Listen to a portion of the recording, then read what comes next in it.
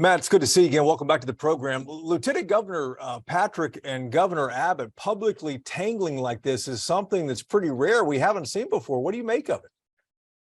Yeah, it is unusual. I think, they obviously don't agree on everything. No two people agree on everything, but they've kept disagreements private and really out of the public eye over the last, whatever it is, 2 terms they've been serving together. I don't know if there was a miscommunication here. It does seem like focusing now on compression instead of an appraisal cap, or instead of focusing on increasing the homestead exemption is the pathway that both the House and the governor prefer. And I would add to that the influential Texas Public Policy Foundation.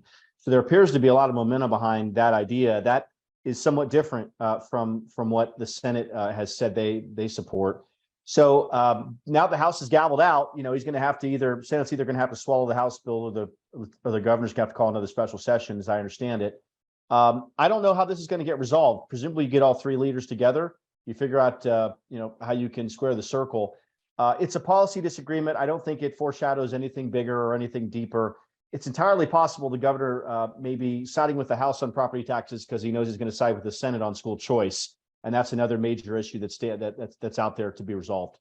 That's a good point as well. I just can't see Lieutenant Governor Patrick backing down off of the homestead exemption that he's been pushing so hard for the last few years.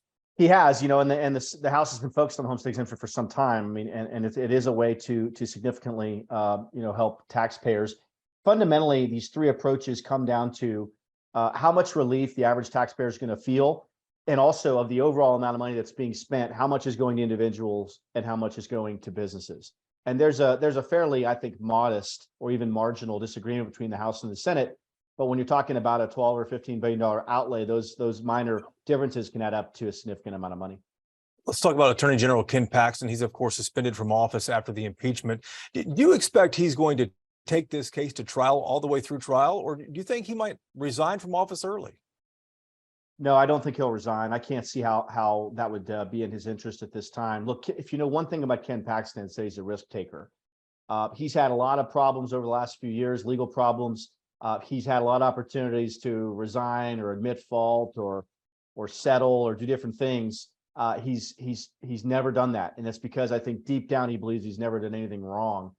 The trial in the Senate is going to be very different from the process in the House. The House operated more like a grand jury. The Attorney General and his team had really no due process, no ability to introduce witnesses or evidence or anything contrary to what the House investigation found.